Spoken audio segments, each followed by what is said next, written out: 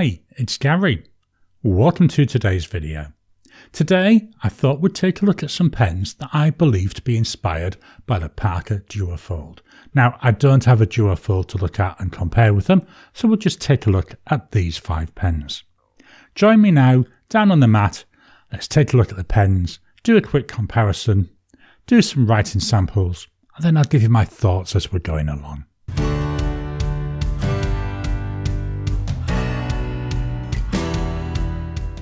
Here we are down on the table. Here's the 5 pens that I currently own that I think may be similar to the Parker Duofold.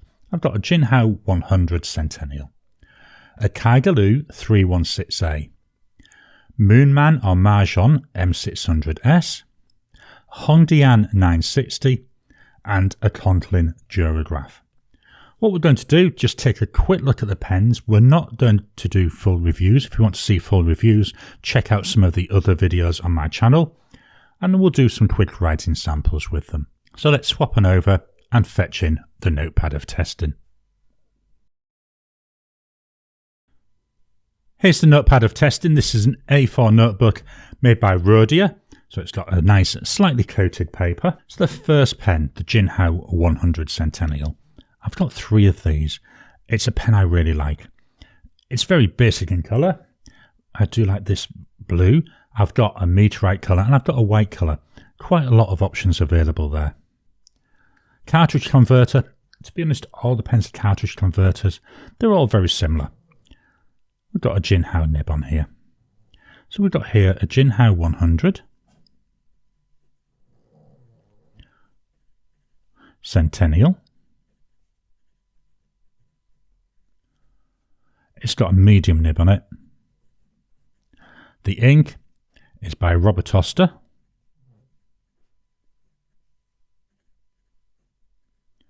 And it's Blue Water Ice.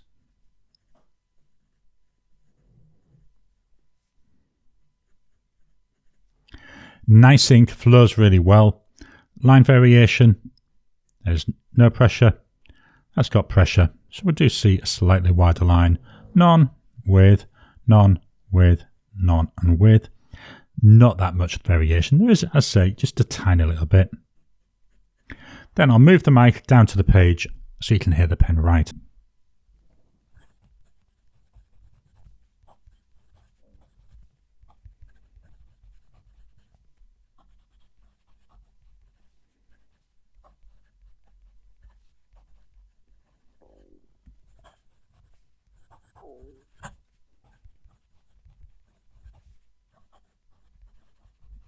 It's got a nice bit of audible feedback on there. I want to say it's smooth. There is smoothness to it, but it also feels occasionally like it's scratching the paper as opposed to gliding over the top of it.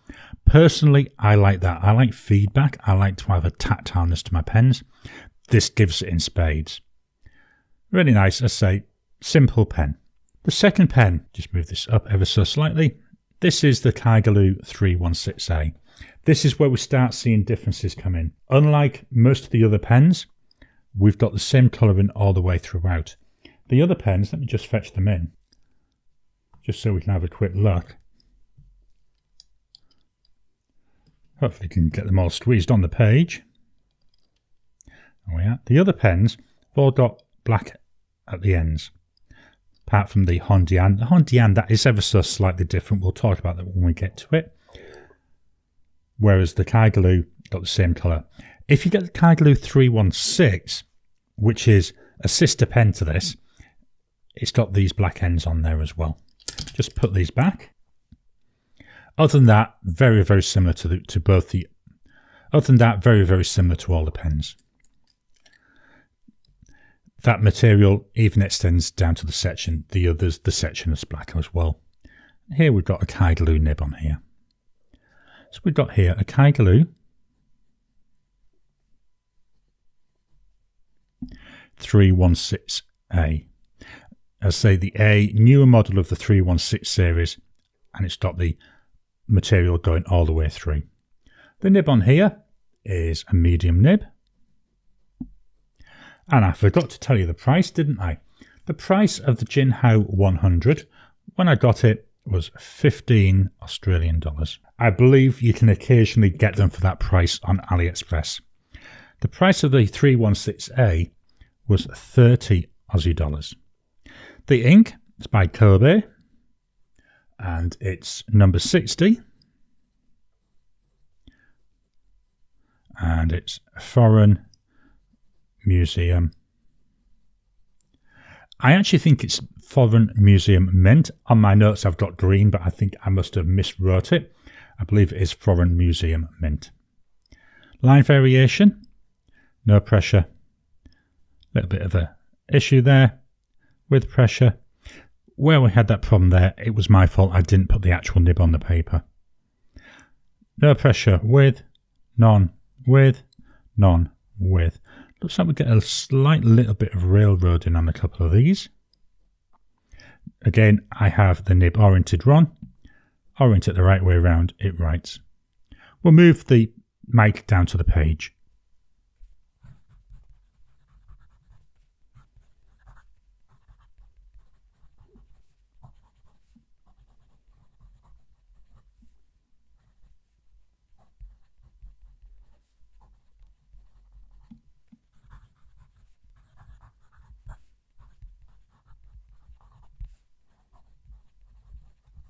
That's a lot smoother. I think maybe one way to describe it is it's how I feel an ice skate is going over ice. I think it's like writing on ice. It's all right. It's still enjoyable.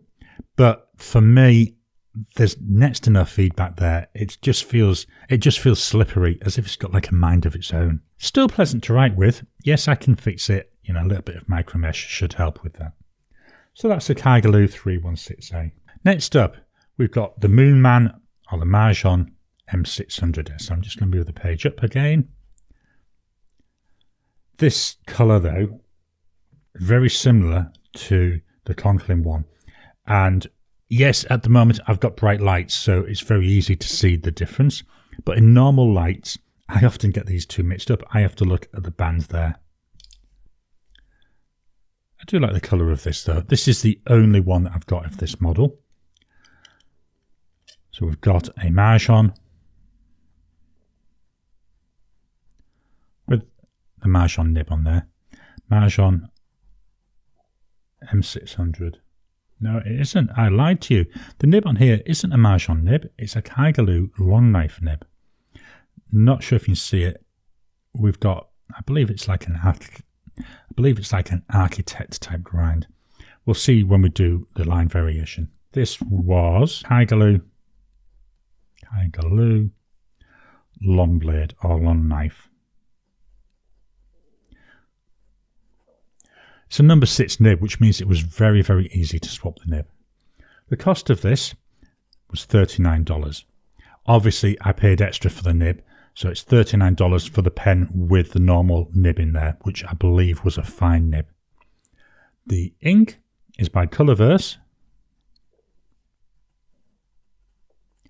and it's Albert. Love the name of this ink. I think it's an absolutely awesome name. So let's look at line variation. So that's going down with no pressure. That's going down with pressure. So we can see we've got a difference. This is going across with no pressure. This is going across with pressure. The difference is, let me just do this again. There's going down. There's going across. So what the long blade is giving you is a wider line going across than you get going down. And that does show up in your writing.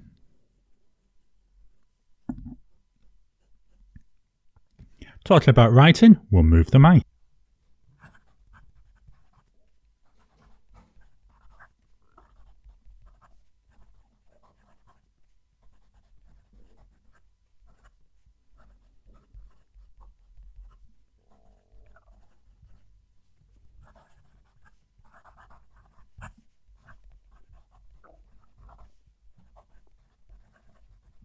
That's nice. I love the feedback on this. It feels really tactile when I'm writing. It's got a nice feel in the hand. All the pens are very much the same size, so they all feel similar. I do like that we get this little bit of line variation. You can just about see it in my writing there. And this ink works really well. Look at all that shading coming through from the ink. Very nice combo, this. The next pen Pen number 4. This is the HongDian 960. So not exactly a lookalike pen. Let me just fetch in one of the others. I'll fetch back that Mahjong. So you can see we've got differences here in the cap. On all the other pens, this is just one example. The cap is the same width all the way up. Here we're tapering in. On the other pens, we've got this separate end cap. Even on that Kaigelu 316A, here we don't. So there are differences, but why I brought this in is every time I look at this pen, the Duofold is what jumps to mind. Just going to take off the caps. Sections. The section on this 960 is also a little bit shorter. Again, all the others, the section is roughly this same width. So, yes, you could argue and say, Gary, that's not a lookalike.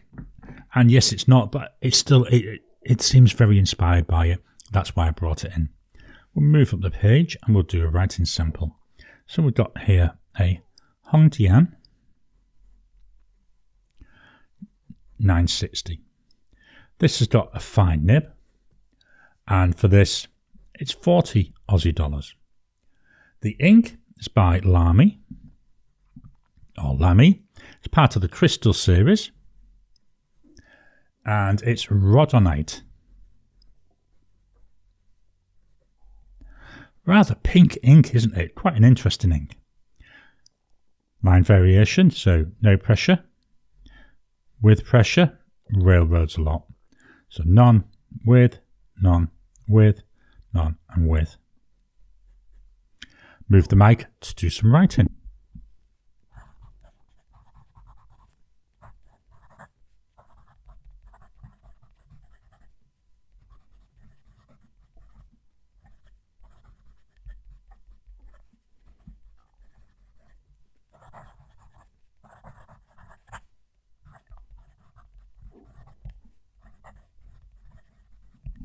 Very stiff feeling nib. Compared to the other three, it feels more like a nail rather than that nice little bit of softness to it. Writes really nicely though. It's a fine line. You can definitely see that if we compare it against the one above, the M600S.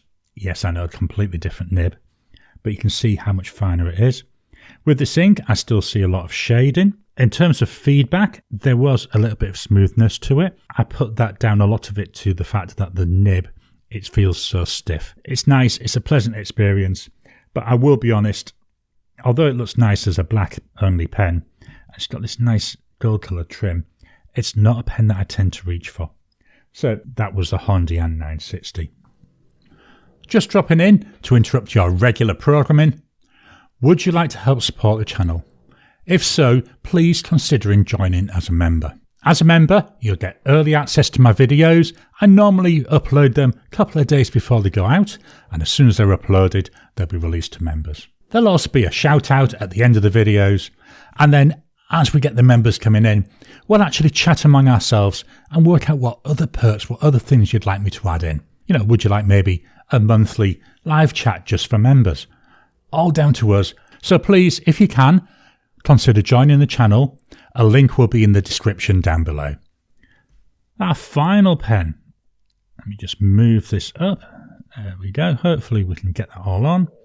The final pen, the Conklin Duragraph. There's a big jump in price. It still looks very similar. The biggest difference, and to be honest, with all of them, the biggest difference is with these bands. On this band here, we've got Conklin there on the front, and then we've got Duragraph around here on the back. Nice pen. Got a Conklin nib. So the nib on here, it's got that crescent, which is the Conklin breather hole. Nice pen. Steel nib. All the nibs are steel. So we've got here a Conklin Duragraph, which is a medium nib.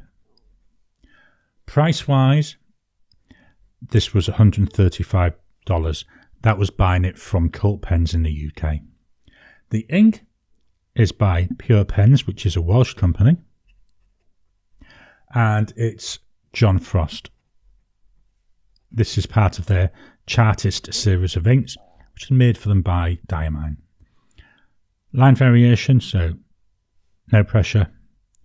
With pressure, the nib does feel a lot softer than all the others. Definitely seeing a wider line there. So none, with, none, with, none, and with.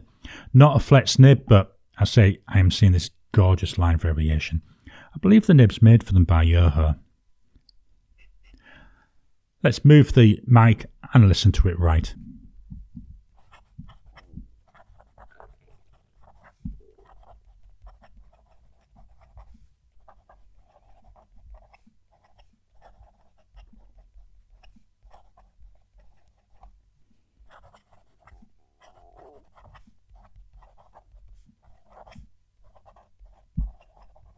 Lovely pen to write with, really nice. It's a medium nib, but I think the line it gives is broader than the other two mediums we've looked at today. When I'm writing with it, it's smooth, but then you get the occasional scratches depending on the direction that you're going in. I actually like that. To me, it brings character. It's not scratching and catching the paper. You can feel it a little bit, but not enough that it's tearing or anything like that. It's just really pleasant. It's got a lovely feel to it. And hopefully that came over with the sound as I was writing. I love the colour of this pen. I think it's really pretty. Just going to fetch in all the pens. Let's see if I can get a little bit of each of their writing on screen. Maybe not. Just a little teeny bit of the top and the bottom. So we have the Jinhao 100. We have the Kaigelu 316A. We've got the Moonman or the Mahjong M600S, the HongDian 960, the Conklin Duragraph. I say, when we look at it like this, we can see all the pens very, very similar in terms of shape. I'll do one last thing. Let's just take the caps off them all. So there's all the pens. As I said earlier, sections very much similar length apart from the 960. Sections do vary a little bit in terms of the shape. So the Jinhao and the Moonman, they look very similar in terms of the shape. Maybe more of a taper on the Jinhao. Whereas the Kaigelu, that's got a very small lip on the bottom of it, which is in the same acrylic as opposed to this gold coloured band. And with the Conklin, we've got that black colour going all the way down. None of the gold coloured bands that we're seeing on the others. But again, they're all very similar. All number 6 size nibs. Easy to swap the nibs if you want to. If I was to pick, obviously the winner's going to be the Conklin. It's a very wet writer. It's a very nice writer. If I was to pick between the mainland Chinese ones, I've got to be honest, it's the Jinhao 100 Centennial. I say I've got 3 of them. I intend to buy more, but I'm only going to buy them if I see an interesting colour. I'm not actually buying them for the nib or anything, just for the way it looks. So these are my thoughts on the Parker Duofold type pens that I have. I hope you've enjoyed today's video. Have you got any of these pens?